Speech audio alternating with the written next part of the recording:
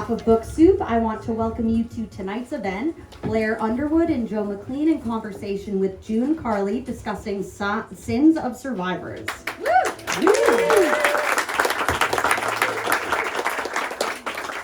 Book Soup is celebrating its 50th anniversary this year, and we are so excited to bring a full calendar of events to honor this milestone with incredible authors like Taylor Jenkins Reid, Jeremy Atherton Lynn, Tommy Dorfman, and Rachel Kushner, as well as a very special weekend to properly celebrate our 50th on June 20th and 21st. Check out our website or follow us on Instagram to get more info on that.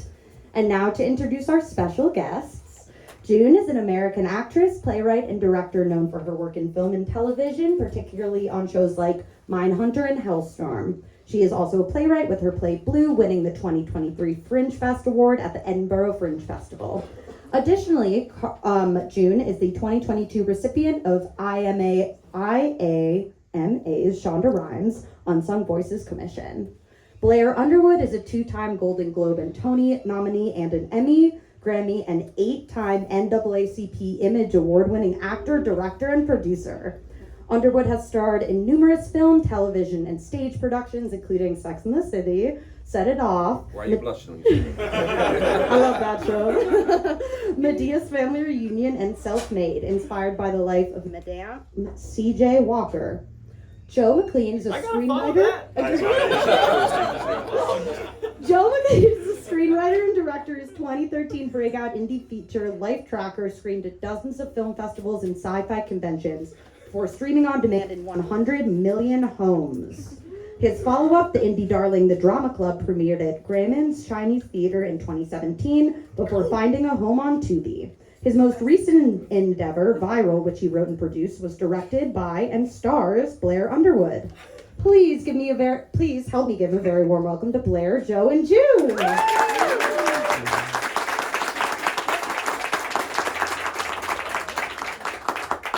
Okay, so we're gonna kick this off. I think I will sit because I got on heels.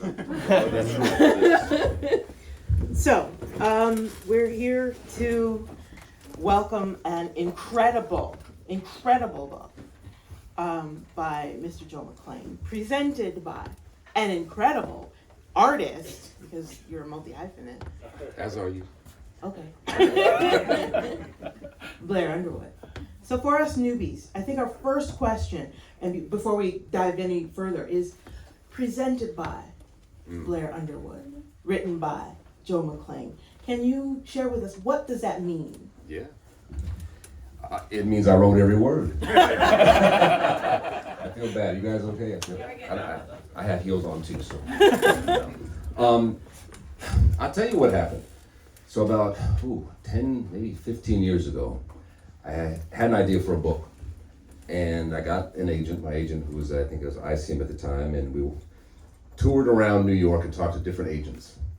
And this one publisher, Judith Kerr, at Simon Schuster at the time, she asked me, she said, I love this idea, there are a lot of books, but how do you break through? How can you help sell this? And she said, would you get on the Today Show or Good Morning America? Would you market it, basically?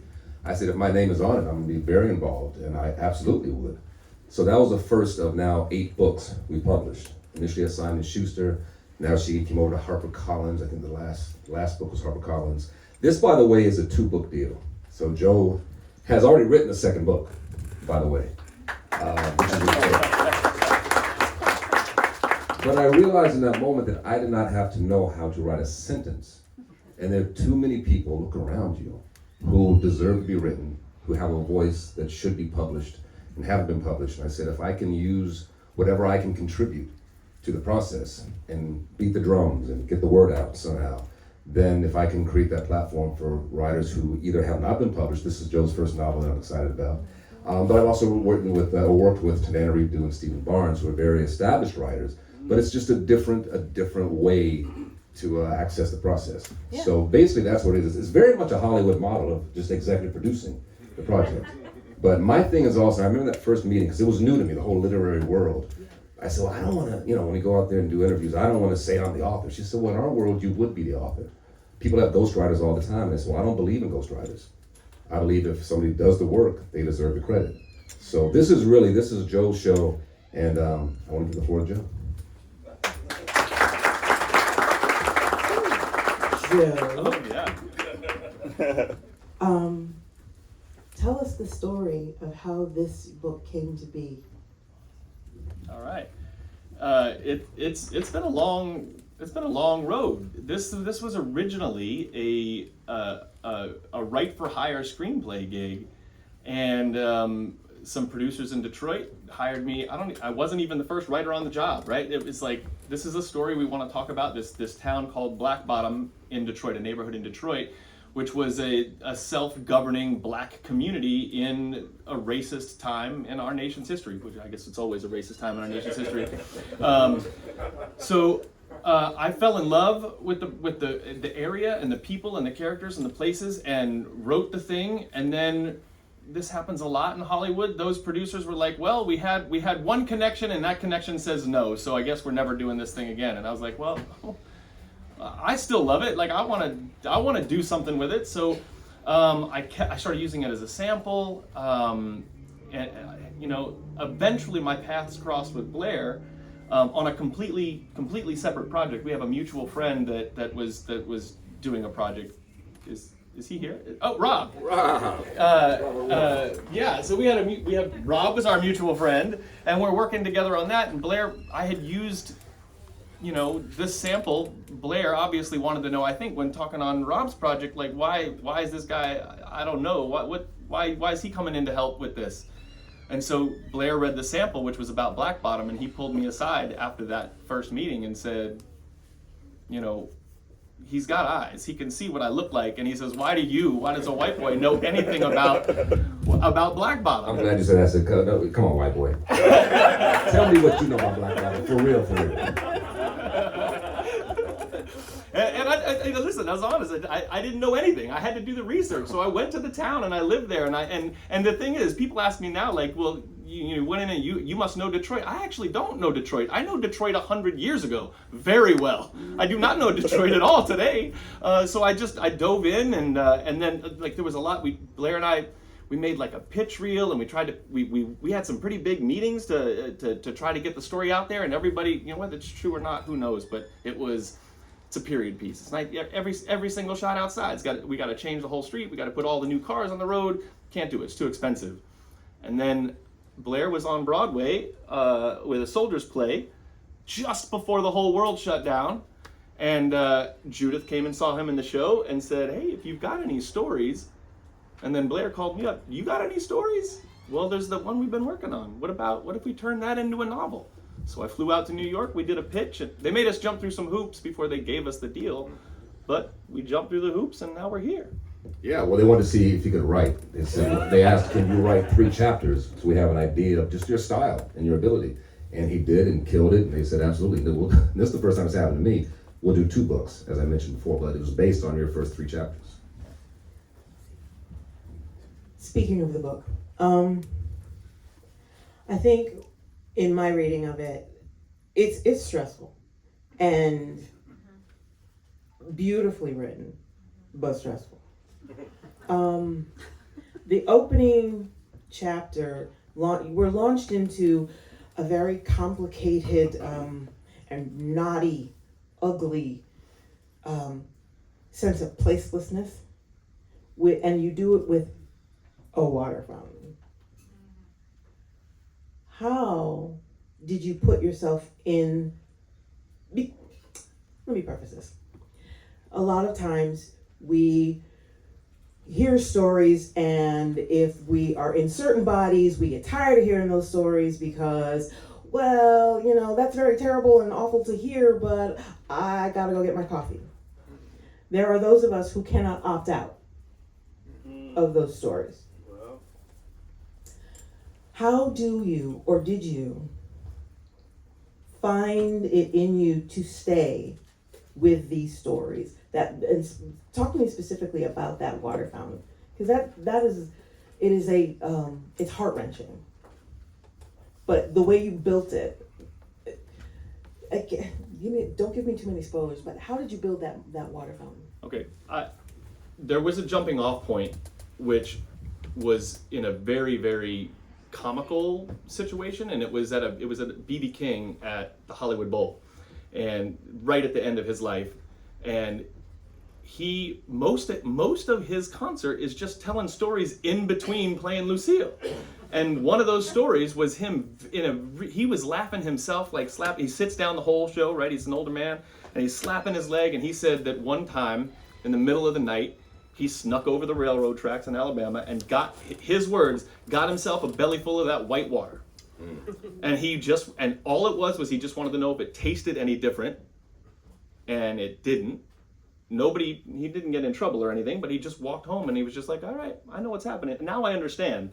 And for him, the fact that it wasn't different made him realize, okay, I'm gonna have to stand up a little bit. Like now that I know they're not even keeping something special from me. Now it's just about the race. And so that story really stuck with me. And then there's something about this opening chapter that resonates with me is that it's about a mining strike in 1908.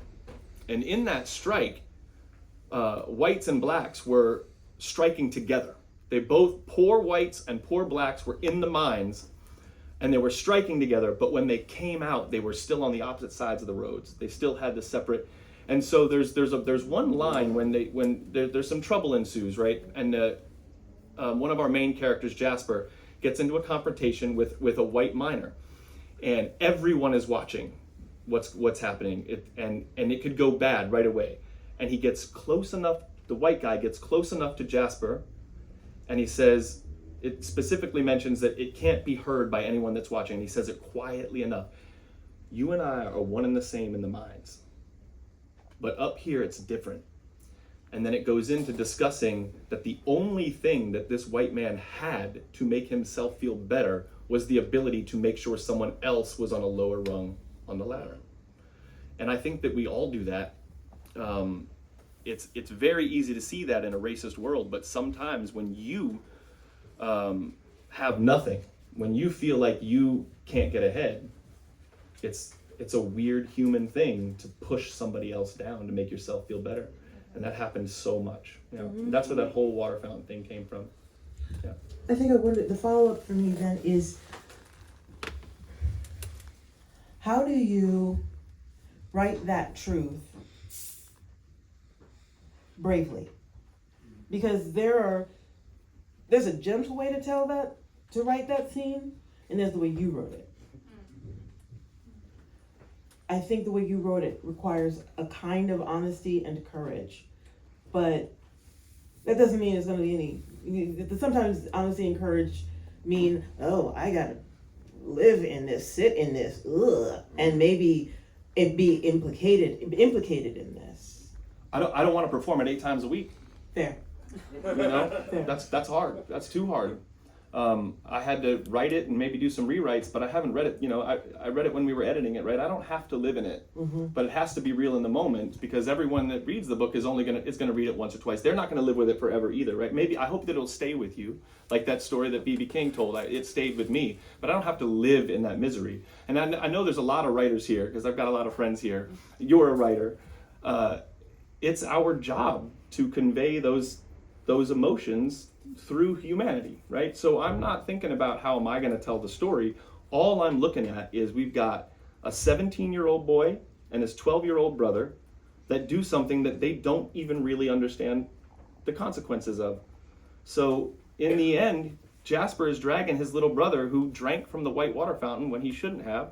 He's dragging him away, and he's just screaming at his older brother, Jasper, it didn't taste any different. And Jasper just says, that's not the damn point, right? And so it's just those individual characters' truths, and we as the audience build the rest of the story around it, because we understand the implications better than the characters in the story do. That leads me to the touching off point for me then is place, because place is such a character in this novel. And we go from that juxtaposition of place and placelessness to Black Bottom and Paradise Valley, which are infused with a sense of place, the people who live there. And yeah, they may have to, run through another part of town, and the hospital is a problem. But how did you think about? Did you think about that kind of juxtaposition, or was it just no? This is just the story. Yeah, no, I think you have to think about that. And as you go through the writing process, you stumble upon what are basically happy accidents, and when you run into that, you have to take it by charge. There's some. So I'll tell you, this is no spoilers here, but the book is set up in 3 parts, and the first chapter of each part tells the story of how this family got from Alabama to Detroit. And it's not it doesn't take, they don't just go straight there. They end up in Kentucky for a while, and then they end up in Ohio for a while, and then they finally get to Detroit. But in the scene that is in Ohio, I just accidentally picked this tiny town of Xenia, and when I looked at where the division in this little town was between the white side of town and the black side of town, the road that went through the end of the black side of town was Jasper Parkway, and it was already. And then I looked at when in this scene these young people young black people play a game to see how far into the white side of town they can get before they get in trouble. And the street that they're able to get to, the real street that still exists today, they pass Whiteman Street and they get to Detroit Street. So it was these like, there's signposts that sort of just that go, okay, I've got something here, and I got to follow that thread where we're going. And it's like, and so I was able to see actually, it never says that the Carter brothers were on their way to Detroit. Right. And I think it just literally, probably Jasper looked up one day and went, where are we going? Well, the street sign says Detroit, and we got to get out of town, so we're going to Detroit. Mm-hmm. And so the places do become important. Yeah. Another thing that becomes important is the boys versus the girls. How did you, because there's a tension oftentimes in the African American community where one's duty as one thing might supersede one's duty as something else. Being black and a woman means certain things. Being black and a man means other things. And you can't always opt out, although someone in your story puts that notion to question. Correct. How did you negotiate the men versus the women? Because you flow from one voice to the other. Very, it's seamless, and it doesn't feel like a completely jumping ship, and that's quite a feat, I think. How did you do that? Well, the characters are all connected, right? Yeah. They're family. Right. So that's the truth. And I think one of the better subplots in this story is that there are 2 cousins. Mm-hmm. One brother's got an older daughter, and she's the oldest of that entire generation. And the other brother has an older son, but he's the second oldest in the family. Mm-hmm. But because he's the boy, he's going to inherit all these businesses that this, essentially the Carter brothers, through prohibition and through criminality, they are able to build an empire for themselves in Detroit. And then when prohibition is overturned, and all of a sudden the way that they made their money, illegal booze, is no longer possible, they're faced with, we have to go straight now. The only option is you took that away from us, we have to go straight now. And the younger brother wants to go straight, and the older brother's more willing to bend the rules. Mm-hmm. But they've got all these businesses. They've got a nightclub and a dry cleaners and a printing shop. They're doing well for themselves, and it's just assumed that the boy is going to get the keys to the kingdom. But intentionally so, I make him a weak. He follows the lead of everybody else. He hangs out with mobsters and just does what he's told to do. He gets himself caught up in a lot of really dangerous trouble, and at every turn, it's this girl, his cousin Sharon, that gets him out of trouble. Mm-hmm. At every turn, she's the one that solves the family's problems, and at every turn, she's the one going, what do I got to do to be seen? In a very, very early chapter, I think it's a really cute moment, but she's like working her ass off at the family's like dry cleaning place, and her uncle comes in to just collect money for the week. He's got to deliver payoffs to a bunch of people in town, and she says, like, pretty plainly, like, don't take advantage of me because I'm a black woman. And he says, honey, you're my niece, that's why I take advantage of you. It has nothing to do with being black or a woman. But you, at that moment, you realize that she knows, and she's speaking her mind. And then she eventually, like, when she's fed up with the family and she knows that she's not going to get anything, she hooks up with real life black feminist suffragettes of the day, Rosa Craig. So yeah, I don't know if I'm answering your question. I just know that the journey that they were on is very is visceral to me. Well, there as it a is. family. Visceral. I was just going to say, you asked the question, how did he navigate the male-female? Joe is an actor, also a screenwriter, producer, but he's an actor. So it's often what we do as artists. Right. When people ask, how do you do what you do? It's instinctive. Right. It's hard to explain exactly what you do, but I will say that Joe has a remarkable ability to, as probably a creator of character, as an actor and a writer and director, to get into these characters seamlessly. So not just the male-female, but also the black-white, which I want to speak to briefly, because I've had people say, so I love this book, and they'll read the story, and they'll say, so Joe, this happened the other day. Joe McClean is white? I just happened to mention at the end of the interview, and I said, well, yeah, and she said, well, how did that happen? And then it becomes a whole other conversation. But the thing is, I said, well, he brought me the story. That's how it started.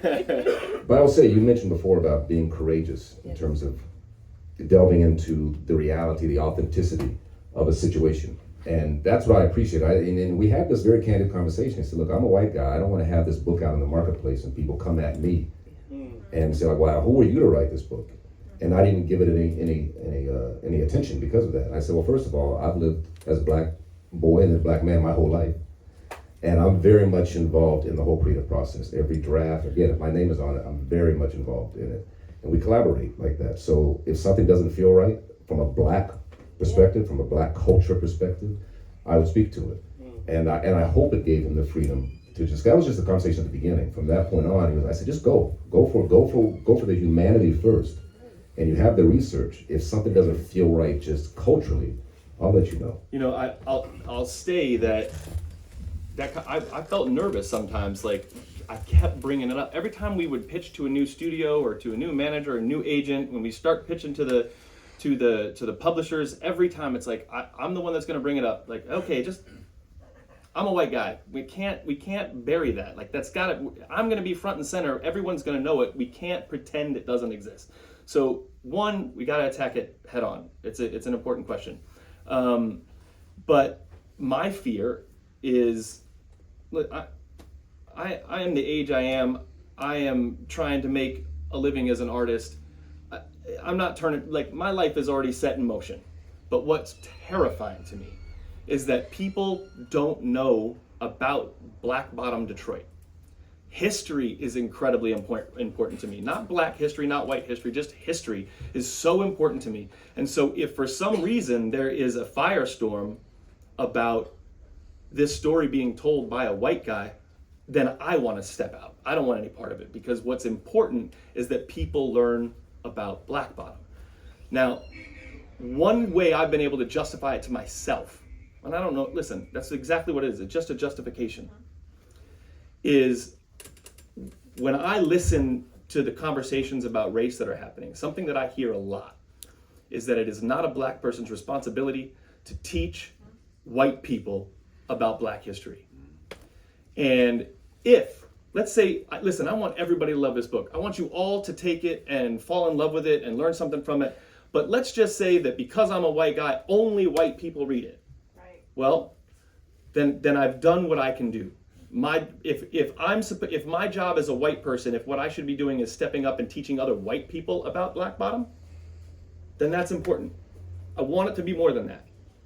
But I'm told it's not your guys' responsibility to teach your history. And so I should be speaking up and telling people about it. And so that's my justification. That's why it's teamwork. It's all about teamwork. Teamwork. For real. That ship has sailed though. Book's out now. Can't back up. I think to that point, how do you think that story is universal? I'm just curious. It is. I don't even think it is. I believe it with all my heart. Listen, I'm not a black man. I didn't grow up in the 20s and 30s, right? These are different times. I have my own lived experiences, and there's a lot of me in this story. There's a lot of personal things that are hard to discuss. This is a story about two brothers who grew up in the same household and became two different, completely 100% different people, having lived the same experience. I have that. I have one brother. I have a younger brother. We come from this is weird. I love that this is public and that there's tapes of this, but like it's hard for me to say. I come from a fairly abusive household, and me and my brother reacted to that very differently. My brother has done time in prison for some reprehensible crimes, and I went the other way. And I abandoned the abuse that I had, or tried to get away from it, and I strove to make something out of myself.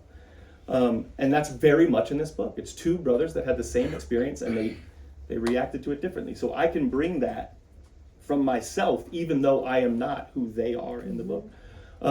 I grew up in the South. My family immigrated to this country from Europe, but to Detroit. I grew up in South Carolina in a very poor family where it wasn't like my cousins who lived in the North, right? Who were going to, based on just who lived there, all white schools. I was in rural South Carolina. That school wasn't all white. So I have to take what I've been given and try to find those things that are human. Yeah. Mm-hmm. I think, one of the things that's most exciting to me about this book is that it is universal, to your question. One of my favorite movies is The Godfather. Crime, Italy, organized crime, mafia. Ultimately, the reason it worked, I believe, because it's about family. And we all understand those relationships, mother to father, son to brother to sister, all of that. And that's at the core, that's what this book is about more than anything. So it is absolutely universal. Mm-hmm. How about this? How about this? Disagree. I'm not gonna say that. I promise. I'm gonna be good. I'm gonna be good. Different body, different history, different lens. It just is. Yes. It just is. Add race, add class. Yeah. How do you, as a believer in universals, I'll ask you both, how do you, as a believer in universals, jump the gap? How do you do it? I mean, yeah, okay, it's a story about family, but there are very different kinds of families with very different kinds of values, different kinds of et cetera, et cetera, et cetera. How do you do it? As an artist, how do you do it? Because you do it beautifully, both of you. Well, and so do you, as do you in your work. It starts with the humanity. It really does. We all have the same beating heart. We all have the same red blood. What connects us? It starts with what connects us. And we started with the story of two brothers, and then branching that out to the family members. That's really, to me, it's not a big mystery, but it's what we do in our work. Find the humanity first, and then the drapings, the specificity of culture and people, that comes into play. But the cake is the humanity of it all.